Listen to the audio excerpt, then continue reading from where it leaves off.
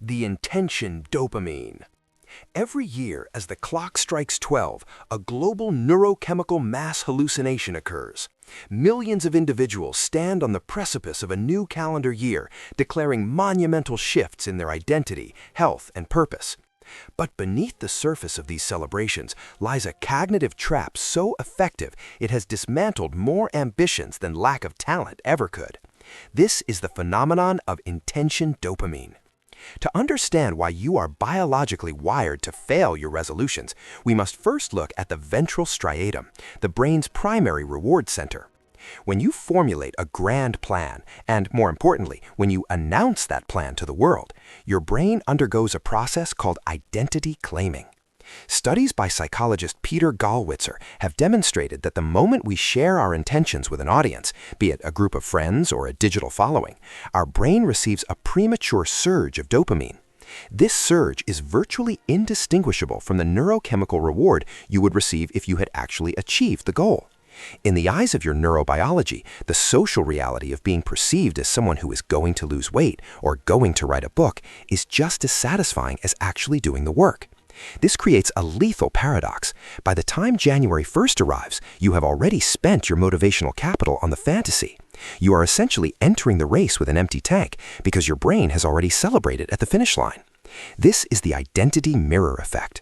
You look into the future, see a version of yourself that is successful, and your brain ticks the box marked complete.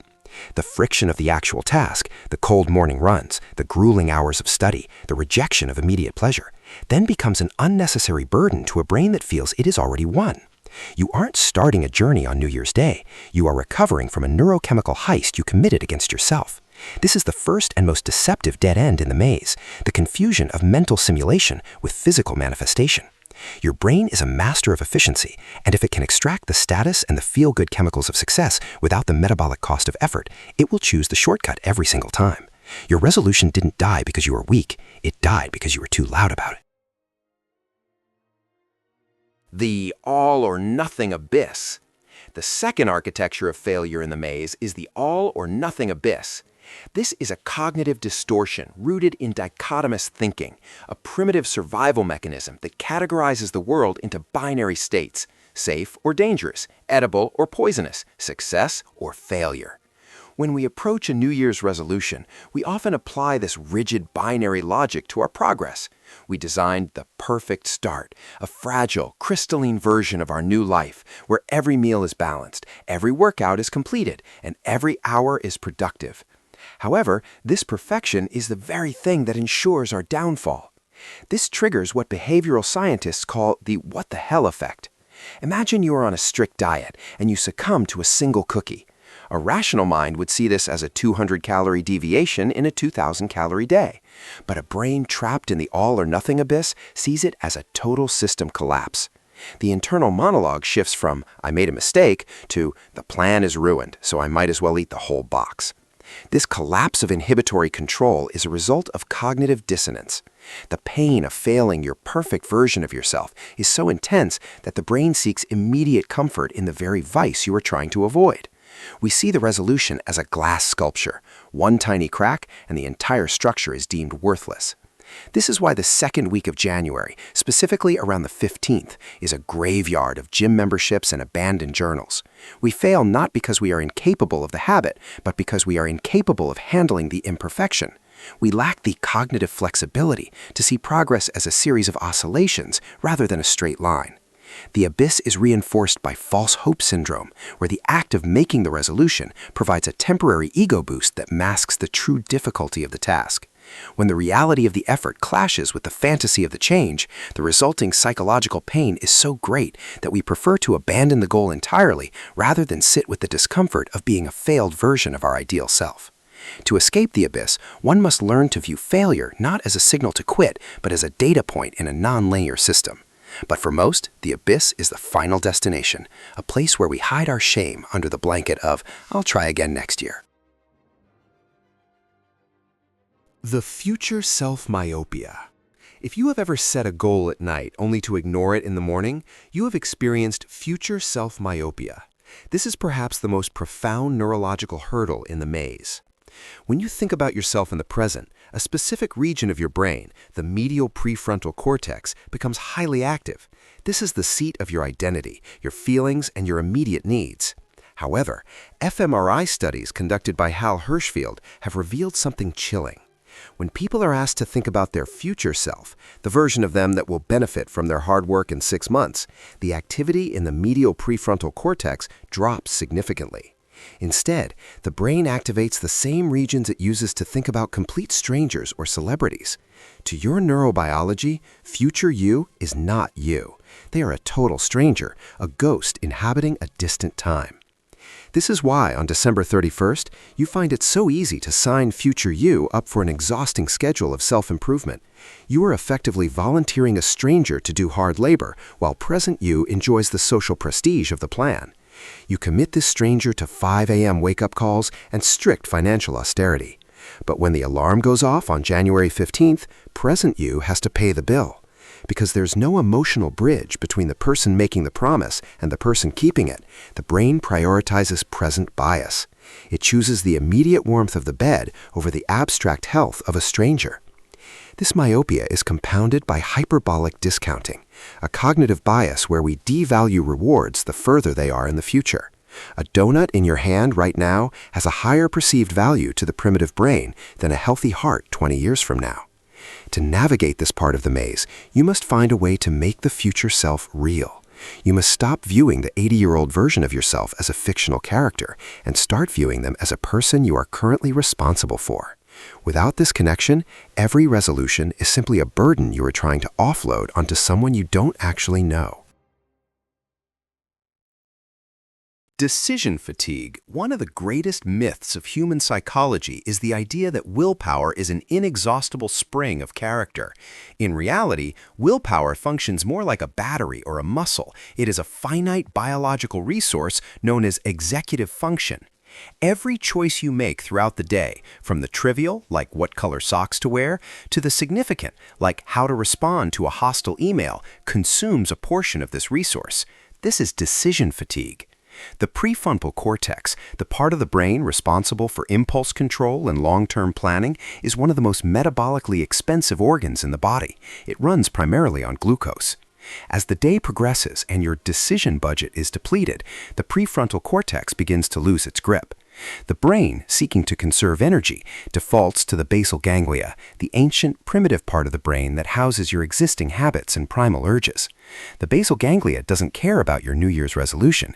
It only cares about what is easy, familiar, and rewarding. This is why you can be a paragon of virtue at 9 a.m. and a slave to your cravings at 9 p.m. You haven't lost your way. You've simply run out of cognitive fuel. This is the parole board effect in action. A famous study showed that judges are significantly more likely to grant parole in the morning or after a meal break, and almost never right before lunch or at the end of the day. If highly trained, objective judges can't maintain their discipline when their brains are tired, your resolution stands no chance if it requires a conscious decision every single day. The maze is littered with the corpses of resolutions that were based on the assumption that willpower would always be there. To succeed, you must stop making decisions and start creating defaults.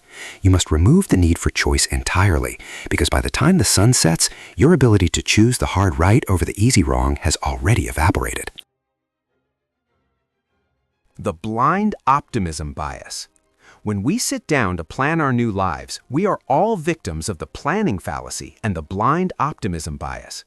We design our strategies as if we were living in a vacuum, a world without friction.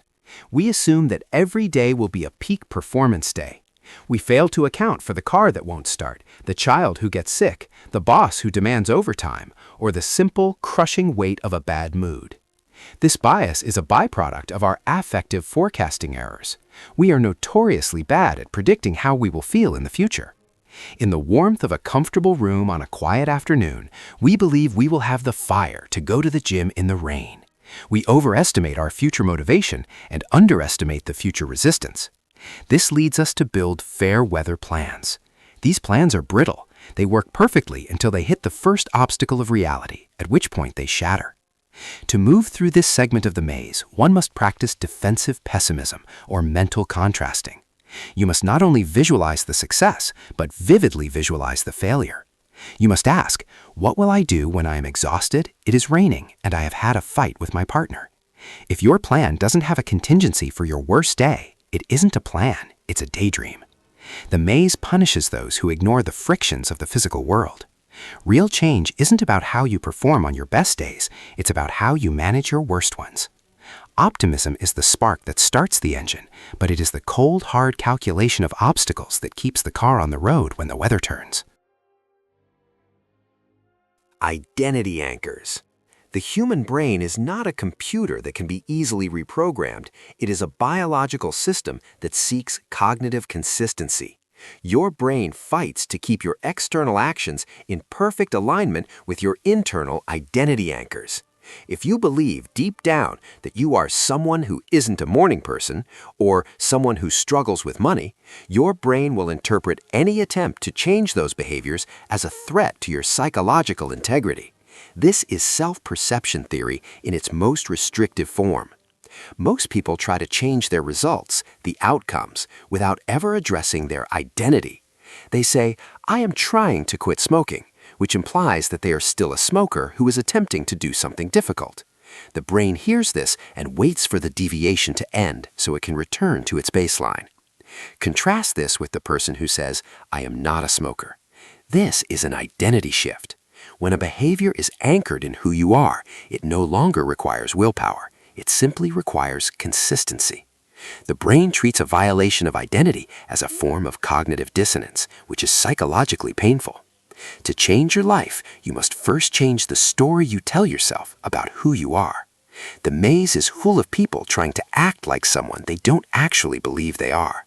They are wearing a success mask over a failure face. Eventually, the mask slips because the identity anchors are too heavy. You don't get what you want in life. You get what you believe you deserve based on your identity. Until you pull up the old anchors, you will always be dragged back to the same familiar shores of failure. Psychological homeostasis.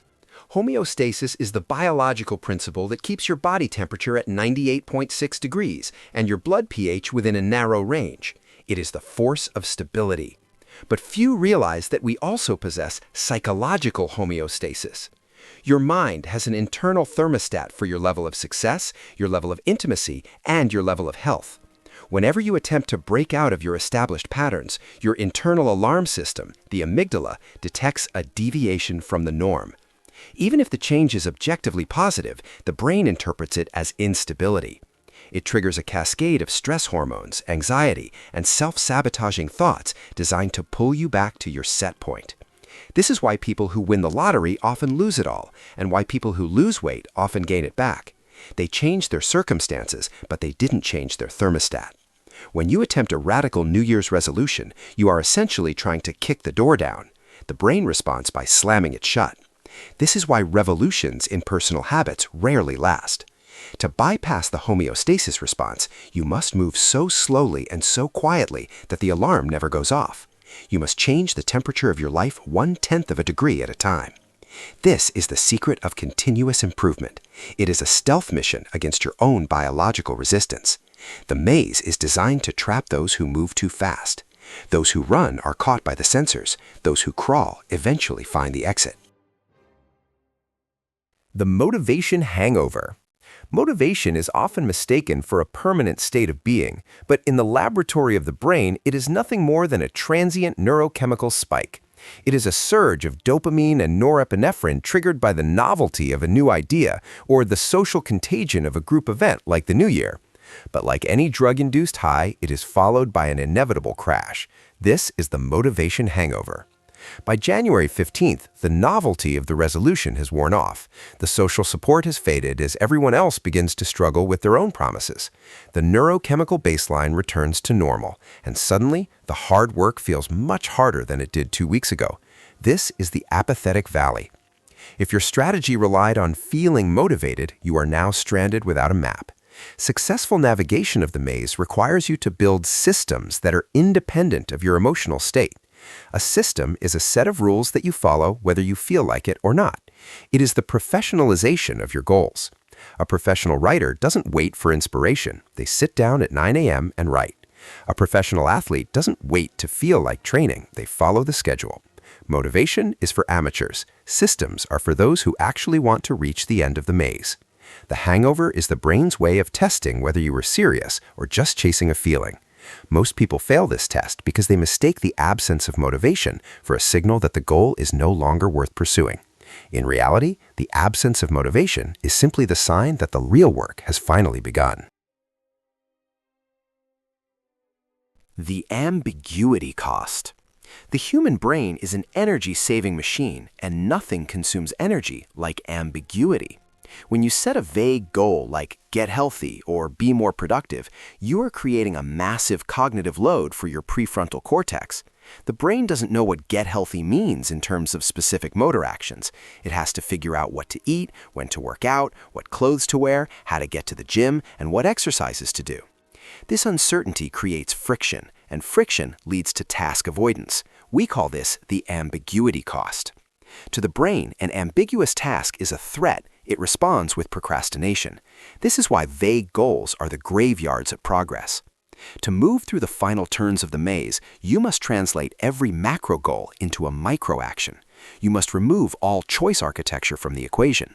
Instead of I will work out, your plan must be, on Monday at 5 p.m., I will put on my black sneakers and walk to the park for 20 minutes. By being hyper-specific, you remove the decision cost and the ambiguity cost. You turn a complex psychological puzzle into a simple if-then algorithm.